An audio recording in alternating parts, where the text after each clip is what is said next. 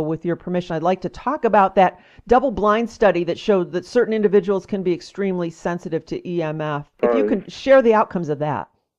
Well, there's just absolutely no question about it. We study where we selected patients who were complaining of electrical sensitivity. You know, they complained of the Wi-Fi, telephones, portable phones bothering them.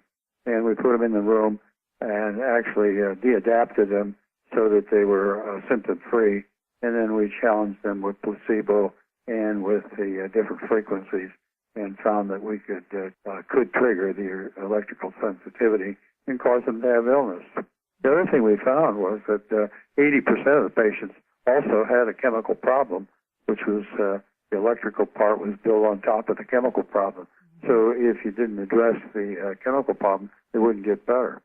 That's interesting. So the one exacerbates the other, correct? Yeah, it seems to be. Now, there are about 20% who seem to just have total electrical sensitivity and no chemical problems, but they're certainly in the minority. And you found correlations between EMF and blood pressure, EMF and cataracts, and just so many other symptoms and problems. Yes, heart irregularities. Mm-hmm. The EMF seems to give the autonomic nervous system, which is your automatic nervous system, which goes to your heart and your blood vessels and your intestines and also your brain.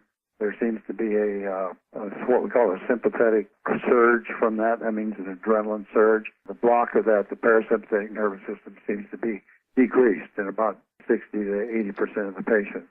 And there's been to date about 8,000 military studies done from way back when that prove this, and yet it's being covered up, and people are still wondering what their symptoms are all about and being misdiagnosed and mistreated.